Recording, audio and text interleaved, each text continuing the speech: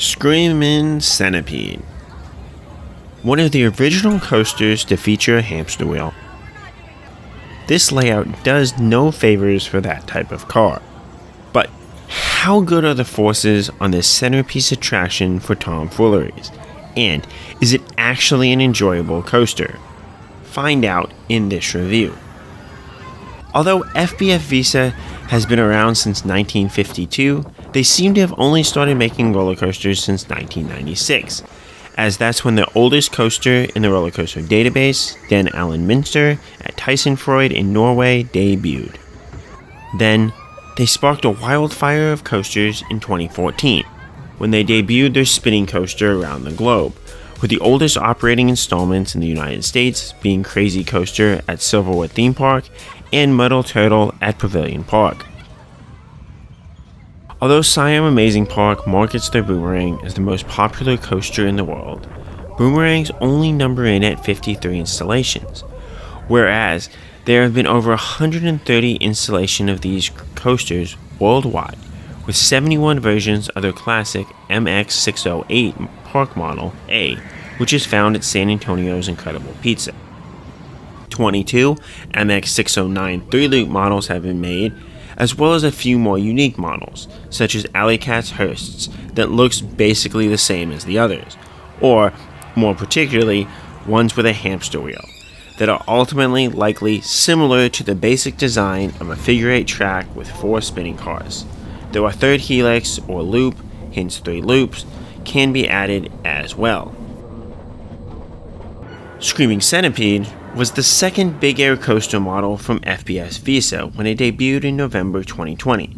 These are more rectangular style tracks that all feature a hamster wheel or two towards the end of the train.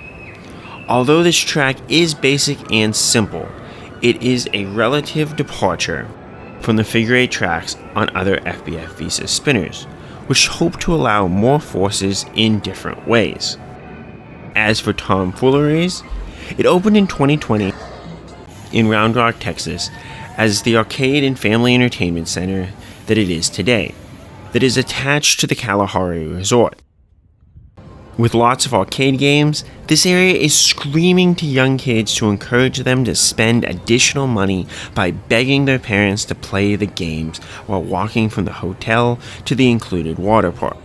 As far as I can tell, tomfooleries is not included with the resort from the website, but most guests had blue wristbands from the resort on the day I visited, so it seemed like it was included for some guests in some way.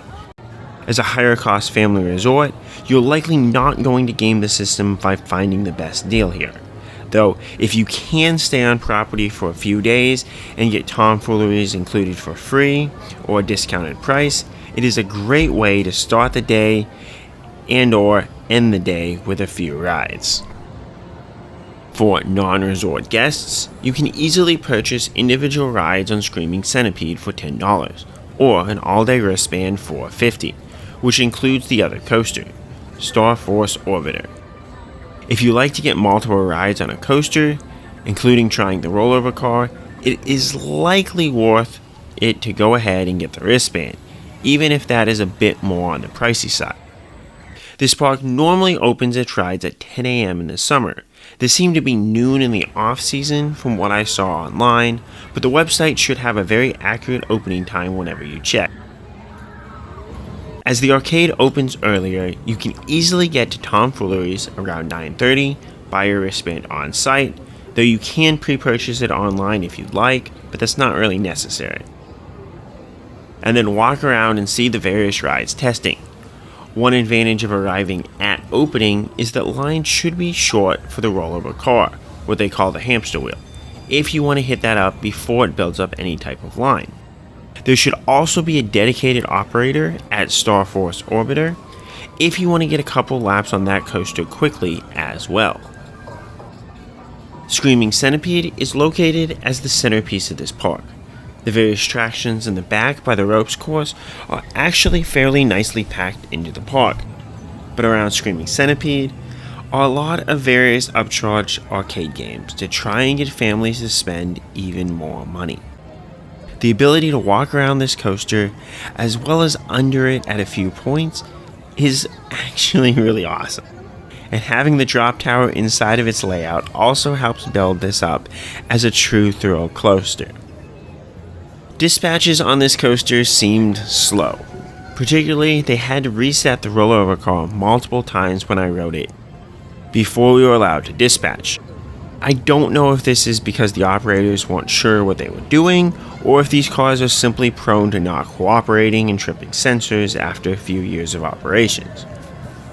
But just know that dispatches will likely be slow on this coaster, especially compared to the other attractions at the park.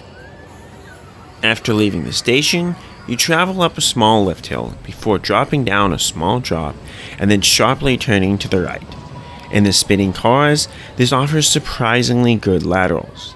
The rollover cars no longer invert, as you will mainly rock back and forth, and for this drop, you will likely get very little rocking, which is actually a good thing, as inverted laterals, like I've experienced on Rolling Thunder, can be really painful. With the intensity of these laterals, this drop, if taken upside down, could be absolutely painful and miserable. As is, you'll get nothing of upside down in the rollover cars. The train is then yanked over the hill. This doesn't exactly give airtime on this bunny hill, but you will feel your spinning car being yanked down it, which creates a nice sense of forces. The track will get the rollover car rocking a bit on the bunny hill, which will give you some rocking on the final two turns. These final turns offer more decent laterals, especially in the spinning cars. The forces are sharp for the rollover car, but the rocking just has these taken in different ways, negating some of the thrills of the laterals, but at least not really causing pain. The overall spinning of the cars did not seem to be much, and seemed to be mainly with the various turns, which did, likely, negate some of the otherwise very strong laterals. The laterals were still really good, despite this though. Honestly, I wish this coaster had more traditional family trains that could maximize the laterals, as the sharp turns could easily offer a really nice experience. Even SBF Visa's kiddie coaster next door offers strong laterals, and I can only imagine how good this coaster could be with different trains. As is, it offers some gimmicky cars and an interesting layout that doesn't do anything particularly well, though it offers promise and enjoyment. Overall, how good is Screamin Centipede? SBF Visa spinners are some of my least favorite coasters, as they just don't seem to do too much. This is a bit more with a nice setting and some solid laterals. Still, I just can't find a lot of love for it, though I do like laterals. I rank it just above Boomerang at Siam Amazing Park, which despite my general dislike of the intensity of boomerangs, I find tolerable. And I rank higher than maybe I should. I rank Screamin Centipede right below Sand Serpent at Busch Gardens, Tampa Bay, which offered decent drops and solid laterals as a generic Wild Mouse coaster. Screamin Centipede could do more, but it just falls into being a neat concept that is okay in execution. What has your experience with Screamin Centipede been? Do you think different trains would help this coaster? Let me know. And as always, Cupcake Crap.